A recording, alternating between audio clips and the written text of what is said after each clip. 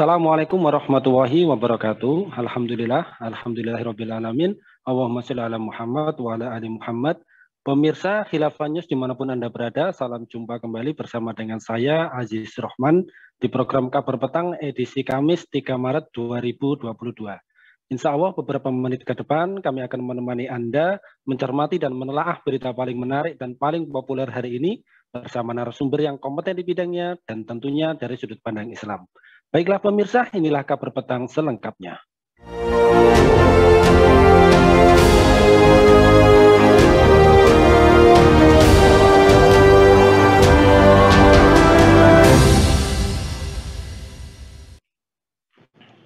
Pemirsa, kemunculan film Jejak Khilafah di Nusantara menimbulkan perdebatan terkait keberadaan khilafah di Nusantara. Perbincangan mengenai khilafah di Nusantara kembali ramai. Dalam dialog sejarah, khilafah di Nusantara, benarkah ada jejaknya? Di Facebook dan YouTube historia.id, Selasa 25 Agustus 2020, filolog dan dosen UIN Syarif Hidayatullah, Oman Fatur Rahman justru mempertanyakan kembali apa yang dimaksud sebagai jejak khilafah di Nusantara. Oman menyebut bahwa definisi jejak khilafah sendiri belum jelas. Jika yang dimaksud adalah bahwa kesultanan-kesultanan di Nusantara pernah menjadi bagian dari suatu sistem pemerintahan khilafah, menurutnya itu tidak benar. Nah pemirsa, benarkah ada jejak khilafah di Nusantara? Apa itu khilafah dan apa hubungannya dengan Nusantara dan bagaimanakah serta mengapa khilafah itu bisa runtuh? Pemirsa, untuk membahasnya kami telah terhubung dengan Bung Septian dari Institut Literasi Khilafah dan Indonesia. Kita sapa dulu beliau. Assalamualaikum warahmatullahi wabarakatuh, Bung Septian. Waalaikumsalam warahmatullahi wabarakatuh. Alhamdulillah, ini bagaimana nih kabarnya Bung Septian? Sehat, Bung? Alhamdulillah, baik. Alhamdulillah. Alhamdulillah. Baik, Bung, langsung saja mengenai dengan jejak khilafah di Nusantara. Ini menurut Anda, benarkah ada jejak khilafah di Nusantara ini? Bisa dijelaskan, Bung Septian?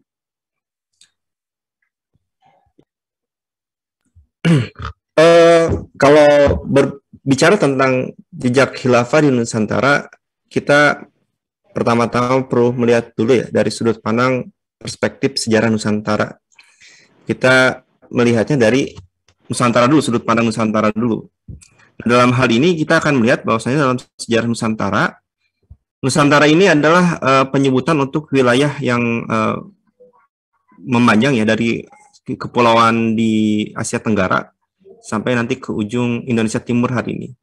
Dan biasanya penyebutan Nusantara ini selalu berkenaan atau berkaitan dengan untuk menyebut Indonesia di masa yang lampau. Ini mudahnya ya, seperti itu. Kemudian kalau kita melihat tentang sejarah Nusantara, kita akan lihat bahwasanya Nusantara ini bukan wilayah yang terisolasi atau terisolir. Ini adalah wilayah yang terbuka, yang bangsa-bangsa dari manapun hadir singgah ke wilayah Nusantara ini. Ada beberapa fakta-fakta di masa lalu tentang sejarah Nusantara yang tidak bisa diingkari, bahwasanya yang kemudian ini menjadikan suatu keniscayaan bahwa khilafah memiliki hubungan dengan Nusantara.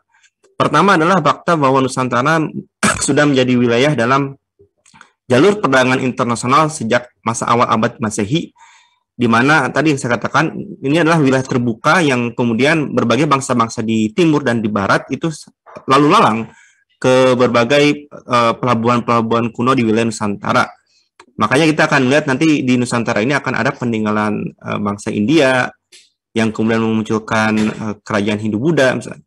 Kemudian juga kita lihat juga ada peninggalan bangsa Eropa di Nusantara ini yang kemudian meninggalkan hari ini mungkin gedung-gedung bekas Belanda atau Inggris, infrastruktur bekas kedua negara tersebut, ataupun kita akan melihat pengaruh sekularisme Kristen yang ada di Indonesia merupakan pengaruh dari Eropa.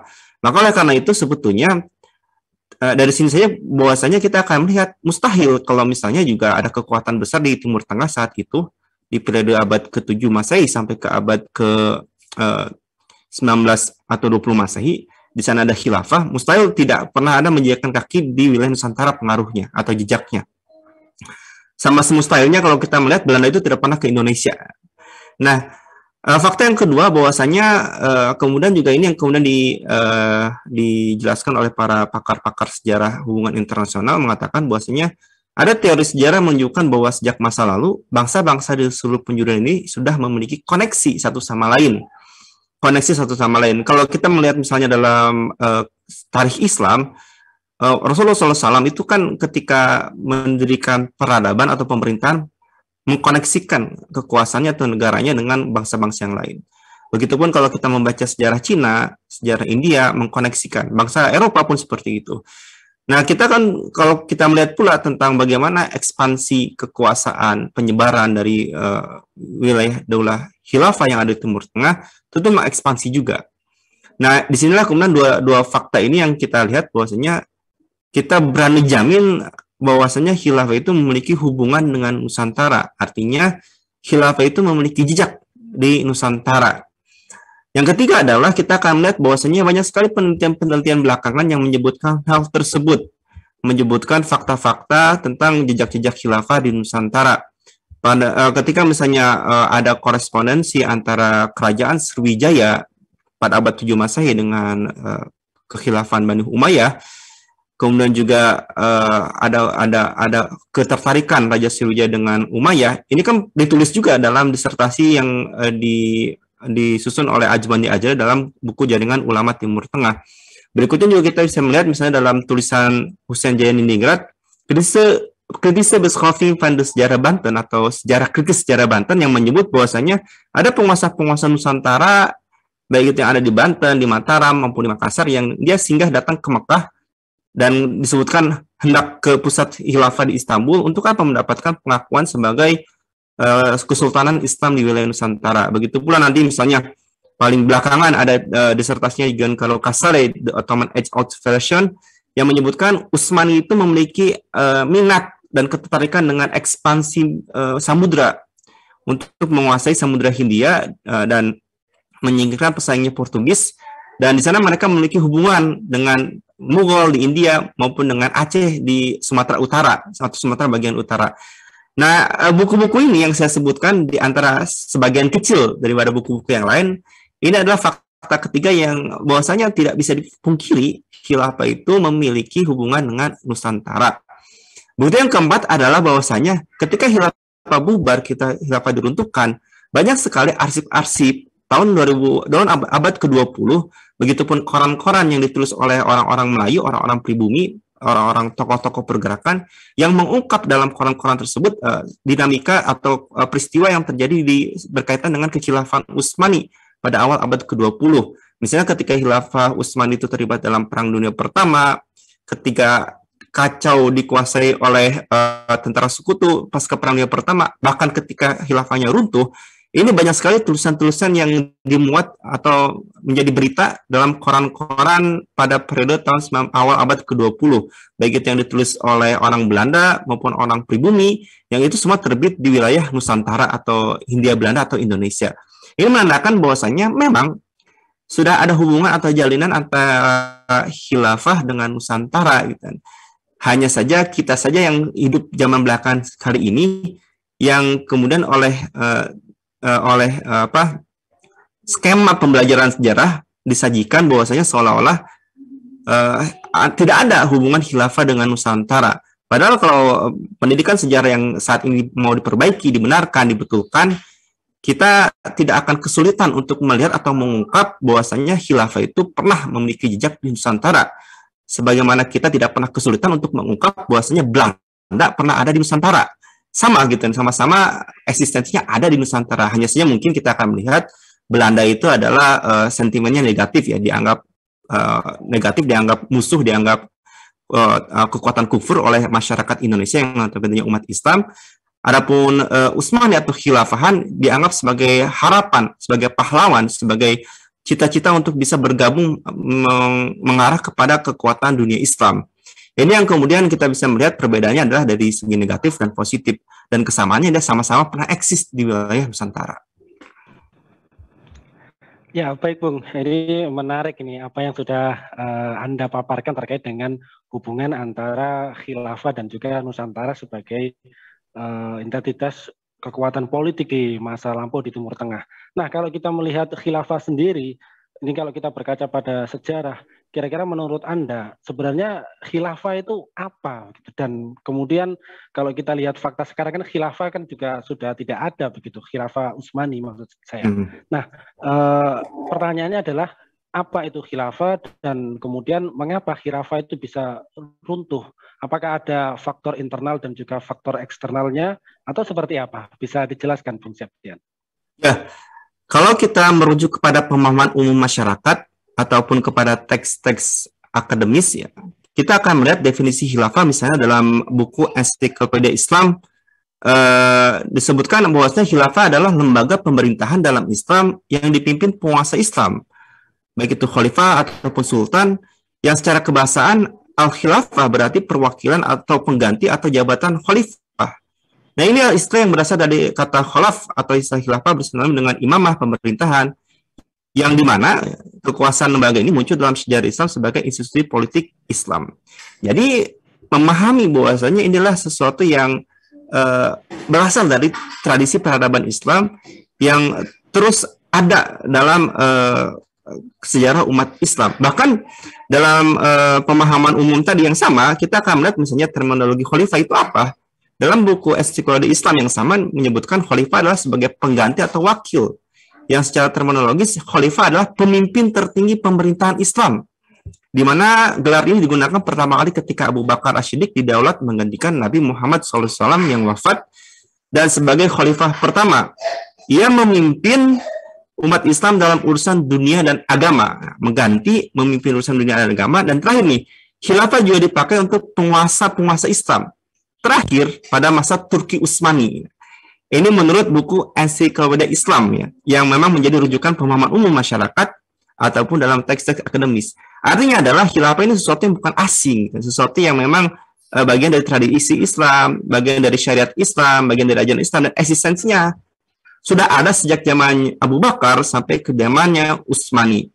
Lalu mengapa kemudian bisa khilafah ini bisa kemudian runtuh? Nah, kita akan lihat bahwasanya kenapa khilafah ini bisa runtuh? Poin utamanya adalah karena melemahnya kekuatan khilafah itu sendiri. Andaikan tidak lemah, barangkali bisa menyambung hidup, menyambung nafas, ya. Nah, faktor-faktor kelemahan itu kami melihat bahwasanya ada dari segi internal juga ditambah oleh aspek eksternal. Dari segi internal, kita akan melihat bahwasanya faktor kelemahan khilafah karena lemahnya pemikiran Islam dan rusaknya penerapan hukum Islam. Ketika khilafah Utsmani itu runtuh tanggal 3 Maret 1924, ini adalah pukulan terakhir ketika rombongan kalangan sekuler kemudian membubarkan khilafah. Kita susah untuk bisa melihat bahwasanya ini bukan peristiwa tunggal. Ini ada peristiwa yang berkaitan dengan peristiwa-peristiwa sebelumnya, di mana misalnya di masa abad ke-19 di era Tanzimat misalnya pemikiran Islam itu rusak gitu, lemah gitu. Khalifahnya itu mencoba membaratkan struktur pemerintahan khilafah, kemudian mengkerdilkan peran ulama, kemudian juga harus terlibat dengan utang luar negeri dan sebagainya. Dari lemahnya pemikiran ini kemudian masuk orang-orang gerakan-gerakan sekuler, termasuk juga gerakan sekuler ini juga masuk ke dalam militernya Utsmani, militernya khilafah. Ditambah dengan penerapan hukum Islam yang lemah pula. Bagaimana kita melihat di masa abad ke-19 khilafah juga atau Utsmani, dinasti Utsmani mengadopsi undang-undang barat gitu. Dan seterusnya. Ini kan akumulasi efek peristiwa di masa lalu yang kemudian melemahkan kekhilafahan Utsmani, sehingga akhirnya khilafah ini yang dulu ditakuti oleh peradaban barat kemudian neracanya berubah menjadi kekuatan yang kemudian semakin melemah dan semakin sibuk dengan keruwetan internalnya. Nah, faktor berikutnya yang kemudian membuat khilafah raja adalah karena ada faktor eksternal, yaitu adalah tadi yang saya sebutkan neraca kebangkitan barat. Kalau di masa-masa yang lalu, barat ini adalah peradaban yang kesakitan, ya. Ketika masuk masa-masa Dark Age dan masa-masa abad-abad ke-8, kemudian memasuki abad ke-18, abad ke-19, barat ini kan kemudian mendapatkan atau menemukan pola kebangkitannya. dengan merebaknya sekularisme, demokrasi dan lain sebagainya, kemudian juga ada revolusi industri dan revolusi Prancis, ditambah revolusi Amerika di benua Amerika yang akhirnya membangkitkan peradaban Barat. Di saat yang bersamaan, peradaban Islam sedang melemah karena faktor-faktor internal tadi. Maka oleh karena itu pun akhirnya Barat ini kemudian bisa menongrong, menyerang ketubuh dunia Islam, khususnya ke pusat kekhilafahan di Istanbul. Tadi serangan-serangan sekularisme, serangan-serangan pemikiran Barat yang menyusup ke pos-pos penting Utsmani, misalnya ke militernya dan seterusnya. Sampai nanti akhirnya secara fakta sejarah atau karena memang takdir sejarah memaksa Utsmani ini masuk ke dalam Perang Dunia Pertama, satu perang yang sebenarnya tidak perlu juga Utsmani terlibat. Tapi karena kegigihan, keinginan untuk menunjukkan kekuatan melawan rivalnya negara-negara Barat atau blok sekutu, artinya masuk dalam perang tersebut, dan kita bisa tahu bahwasanya akhir dari Perang Dunia Pertama adalah dengan kekalahan. Dan akibat kekalahan tersebutlah kemudian semakin melemahkan posisi kekhilafan Utsmani di dalam percaturan hubungan internasional pada masa itu. Sehingga oleh karena itu kemudian di satu sisi semakin melemah dalam di mata negara-negara Barat yang lain, di satu sisi yang lain pasca Perang Dunia Pertama kekuatan kalangan sekuler baik itu yang ada di Ankara maupun yang ada di Istanbul semakin menguat. Mereka yang kemudian akhirnya menguasai wilayah Turki, bahkan menguasai pemerintahan Utsmani selepas Perang Dunia Pertama. Saat itu mereka memiliki kewenangan untuk menentukan nasib bangsa Turki yang saat itu memang sedang memegang tahta kekhilafahan. Dan ketika mereka menginginkan untuk bubar, maka khilafah itu kemudian bubar, yang kemudian menimbulkan duka yang sangat dalam bagi umat Islam pada masa itu. Ya, baik, menarik ini, menarik. Tadi Anda sedikit menyinggung bahwa khilafah dihapuskan sekitar tanggal 3 Maret 1924. Kalau kita melihat tanggal sekarang, ya 3 Maret 2022, mungkin kalau tanggal Masehi kurang lebih sekitar 98 tahun. Nah ini setelah kekhilafan memang benar-benar dihapuskan, ini kira-kira apa dampak dari keruntuhan khilafah atas seluruh dunia, terutama dari dunia Muslim? Ini seperti apa ini, Bung Septian? Ya, kalau kita melihat kepada buku-buku sejarah yang mungkin tidak familiar orang baca gitu kan, kita akan melihat bahwasanya ketika Mustafa Kemal secara resmi menghapuskan khilafah pada 3 Maret 1924, itu reaksi berdatangan dari berbagai wilayah dunia Islam, semisal Mesir, Libya, Suriah, Afghanistan, India, bahkan Indonesia atau Hindia Belanda pada masa itu. Nah, berbagai reaksi itu mencerminkan bahwasanya adanya ikatan mereka dengan khilafah Utsmani pada saat itu. Di Mesir misalnya, tempat di mana para ulama Al-Azhar, para cendekiawan Muslim ada di sana, para ulama berada, penghapusan khilafah ini telah membangkitkan sentimen dan emosi di seluruh kalangan masyarakat pada saat itu. Maka kemudian pada saat itu ada upaya secara berkontinu atau simultan oleh para ulama untuk mendorong untuk diadakannya konferensi khilafah. Dan untuk apa? Untuk merespon soal ketiadaan khilafah pada saat itu. Artinya begini, ketika khilafah itu bubar dan runtuh, bukan khilafah itu akhirnya menjadi suatu omong kosong atau masuk ke ruang hampa, orang tuh jaim atau cuek gitu. Tidak gitu. Dunia Islam justru ketika khilafah bubar merasa perlu untuk merespon, merasa perlu untuk, kenapa? Karena sebagaimana yang diungkap oleh sejarawan Mesir, Dr. Diyadun Rois mengatakan bahwasanya karena umat Islam pada saat itu memahami khilafah sebagai wujud persatuan mereka, khilafah ini wujud kekuatan mereka gitu. Khilafah ini wujud optimisme kehidupan mereka saat itu yang mayoritas dunia Islam sedang dijajah oleh bangsa-bangsa Barat. Maka ketika khilafah dibubarkan oleh Mustafa Kemal, mereka sangat berduka, hilang arah dan hilang asa bagaimana masa depan atau kehidupan mereka saat itu. Ketika kekuatan yang diharap-harapkan, meskipun khilafahnya lemah ya, dalam seperti yang tadi saya jelaskan, tidak ada harapan lain kekuatan dunia Islam saat itu selain khilafah Utsmani. Maka oleh karena itu, pada saat itu para ulama, tokoh-tokoh Islam, baik yang ada di Timur Tengah maupun yang ada di Asia misalnya di India ada Khilafah Movement, di Indonesia misalnya ada Komite Khilafah, mereka sama-sama menginginkan agar bisa membangkitkan atau menegakkan khilafah kembali pada saat itu. Nah, oleh karena itu ini pemahaman sejarah yang luput umat Islam, khususnya di Indonesia yang tidak mengetahuinya, bahwasanya ketika khilafah bubar, masyarakat tuh nggak cuek gitu. Jangankan umat Islamnya, masyarakat orang-orang kafir pun itu tidak cuek gitu. Mereka menyoroti peristiwa tersebut. Bahkan beritanya sudah sampai nanti ke New York Times gitu. Ketika sampai ke Amerika sana gitu. Bahkan di Indonesia sendiri berita tentang keruntuhan khilafah ini berulang kali diberitakan oleh media-media Belanda gitu. Artinya mereka sendiri punya kepedulian terhadap khilafah itu bubar. Entah mungkin mereka senang ketika kekuatan Islam hanya hancur dan sebagainya. Nah, apalagi umat Islam saat itu, seperti yang diungkapkan oleh sejarawan Diyadun Rais tadi, umat Islam itu sangat getir, sangat sedih gitu, ketika khilafah ini dibubarkan. Pada saat yang sama gitu, bahkan Kiai Haji Agus Salim, tokoh Islam di Indonesia, mengungkapkan sebagai kekalutan dunia Islam gitu, ketika khilafah itu bubar. Di mana umat Islam ini panik, umat Islam ini bingung, tidak ada lagi kekuatan besar yang bisa melindungi atau menjadi harapan mereka untuk bisa hidup lebih baik. Di mana memang pada saat itu dunia Islam banyak sekali sedang dijajah oleh negara-negara Barat. Ya, baik, menarik Bung Septian. Tadi kalau kita berkaca pada tahun Masehi 98 tahun ya, khilafah sudah tidak ada. Tapi kalau berkaca pada tahun Hijriah kurang lebih sekitar 101 tahun, dan tadi Anda juga menjelaskan bagaimana respon para ulama pasca runtuhnya khilafah dan betapa pentingnya institusi pemerintahan Islam. Nah, ini kan berarti sudah cukup lama. Nah, selama kurun waktu sekian tahun itu, ini kira-kira bagaimanakah jejak perjuangan penegakan umat Islam kembali untuk menegakkan khilafah Islam? Ini seperti apa yang Anda melihatnya, Bung Septian?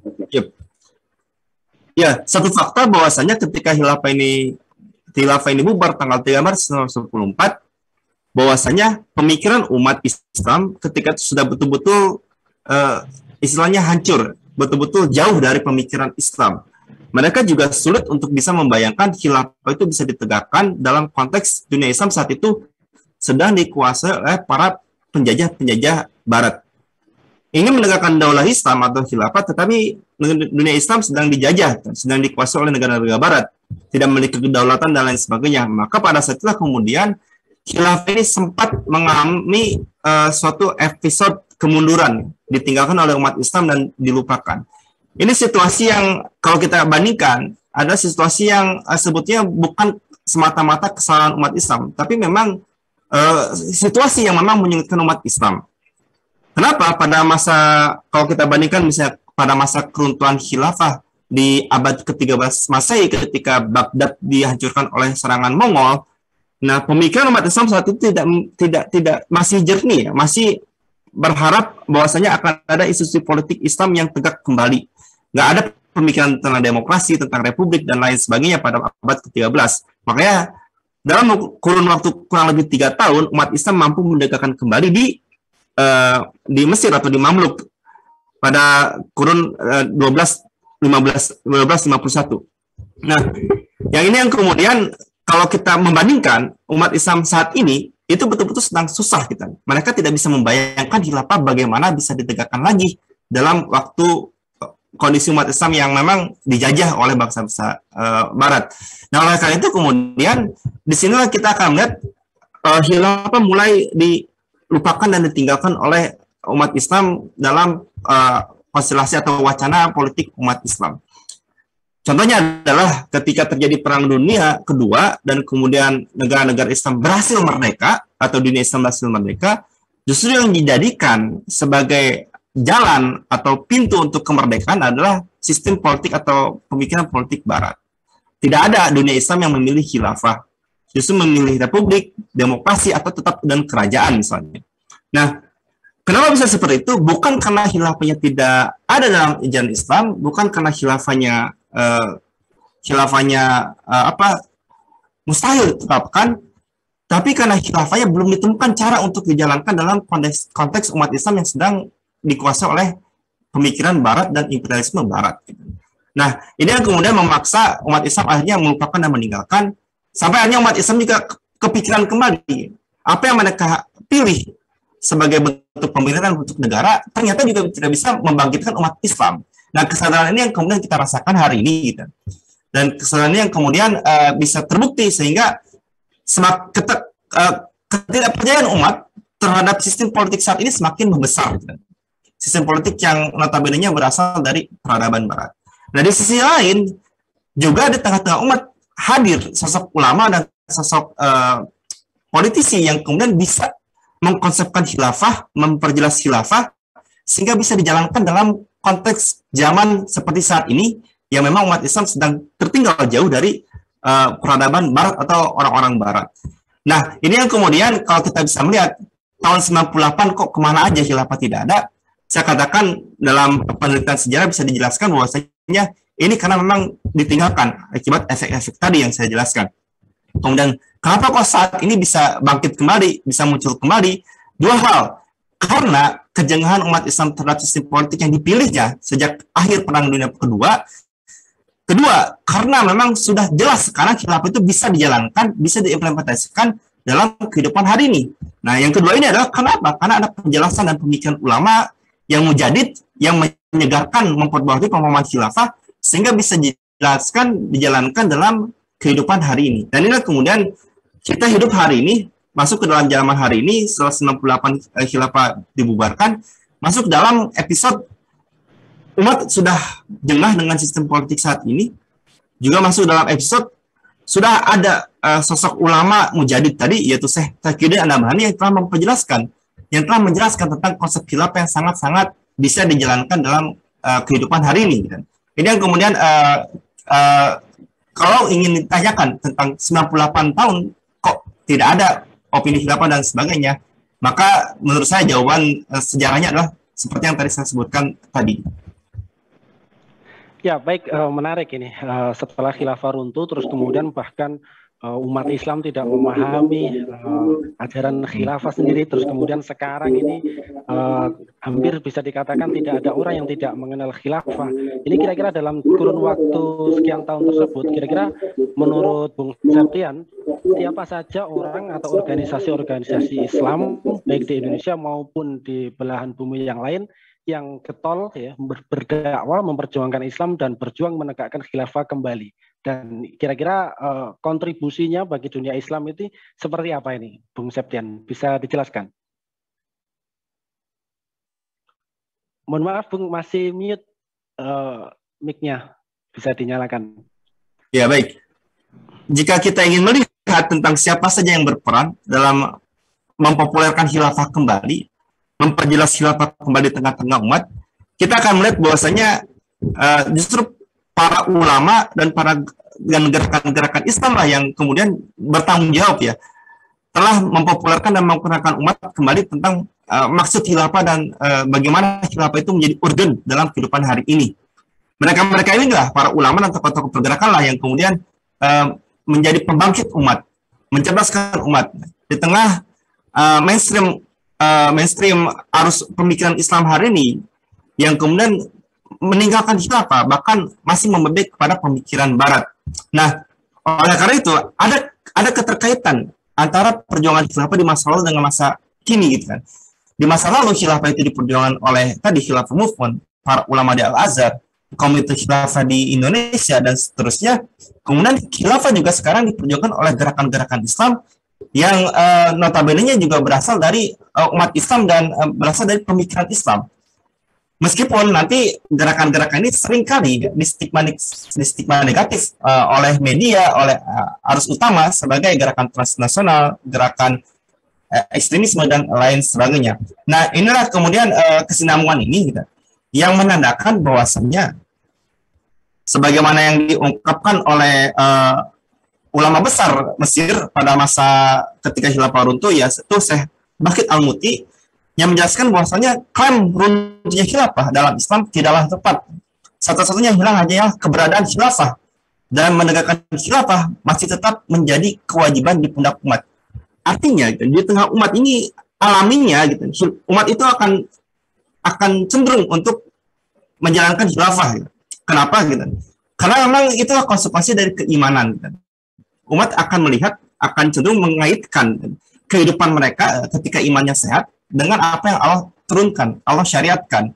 Maka dalam ketika beribadah, ketika bermuamalah, itu pasti akan cenderung kepada syariat Islam. pada apa yang Allah perintahkan. Begitupun ketika berpolitik, umat akan cenderung pula kepada khilafah.